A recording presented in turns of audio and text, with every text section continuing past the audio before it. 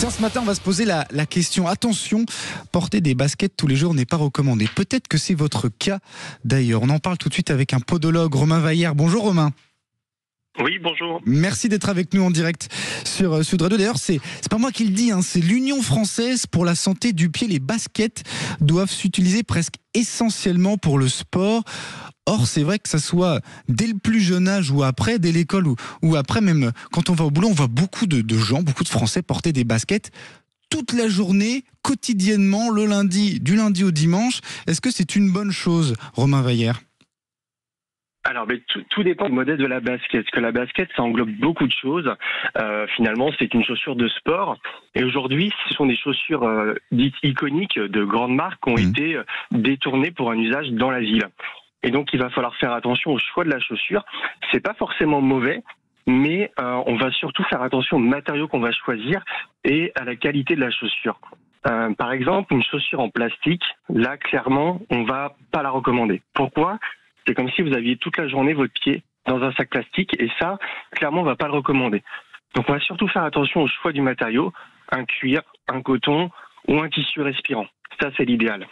Alors, j'imagine que on est chacun différent face à ça et que, certains ont besoin peut-être plus d'une basket alors qu'ils sont plus sportifs, etc. Comment savoir d'ailleurs quelle est la chaussure qui nous convient au moment d'aller chez le marchand de chaussures ? Comment on sait quelle chaussure il faut choisir ? Eh bien, c'est tout simplement quand vous allez l'essayer. Quand vous allez l'essayer, si vous êtes bien dedans, vous faites quelques pas, vous marchez dans le magasin, vous vous sentez bien, la chaussure, normalement, doit correspondre à votre pied. Il faut savoir qu'il y a énormément de pieds différents. Vous pouvez avoir un pied plat, un pied creux, un pied large avec des déformations. Et donc, chaque pied va nécessiter un volume chaussant différent. Et donc là, il n'y a qu'au moment où vous l'essayez que ça va être finalement votre choix qui va se faire. Et c'est pour ça qu'aujourd'hui, commander en ligne, c'est souvent compliqué. Alors, certains sites peuvent proposer différentes longueurs, différentes largeurs, vous pouvez mesurer votre pied à l'avance, mais c'est pas toujours le cas. Donc il faut vraiment faire attention à la pointure. Il faut savoir qu'aujourd'hui il y a beaucoup de Français, on le voit en cabinet, qui sont mal chaussés au niveau de la pointure. Pour les femmes, souvent c'est trop petit, et pour les hommes parfois c'est trop grand et le pied a tendance à bouger, ce qui peut générer des frottements ou le pied qui va avancer et toucher le bout de la chaussure. Quelles sont les pires chaussures à acheter si on veut être sûr d'avoir mal au dos, par exemple ? Il y a des chaussures que vous ne recommandez surtout pas en tant que podologue. Les chaussures qu'on ne va pas recommander, c'est les chaussures qui sont beaucoup trop étroites sur l'avant, qui finissent en pointe, les ballerines, les chaussures de ville qui sont quand même très très étroites. Et c'est pour ça que la basket en soi, elle a un volume qui est très intéressant au niveau de l'avant-pied, notamment au niveau des orteils. Donc ça, c'est quelque chose qu'on va recommander.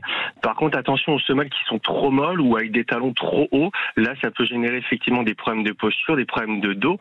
Pour la basket, parce que c'est le sujet d'aujourd'hui, une chaussure qui est trop molle, elle est très bien pour aller courir, elle va amortir, elle va être confortable, mais pour la vie de tous les jours, vous allez diminuer ce qu'on appelle la proprioception.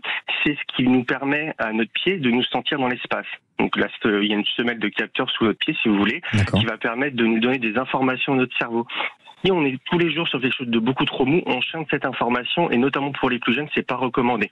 Donc, vaut mieux préférer une chaussure qui soit avec une semelle souple, plate, avec éventuellement un petit peu de confort si on va marcher, faire sa brocante le dimanche, mais il n'y a pas besoin d'avoir un amorti de plusieurs centimètres comme on peut voir aujourd'hui sur les chaussures de running. Et quel conseil vous donneriez à des parents ? Parce que c'est vrai que vous disiez tout à l'heure, vous mettez la chaussure et puis vous vous rendez compte en fonction du matériau, en fonction de la semaine, mais quand on est parent et qu'on doit chausser son petit qui doit aller à l'école toute la journée, quel est le type de chaussure que vous recommandez pour un enfant ?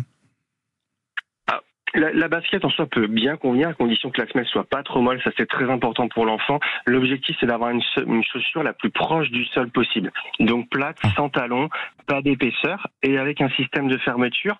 Alors pour les plus jeunes, des scratchs avec un retour, c'est-à-dire que le scratch, si vous voulez, passe dans un petit anneau de retour, ce qui permet à la chaussure de bien tenir le pied et que le scratch ne se défasse pas en marchant ou en courant.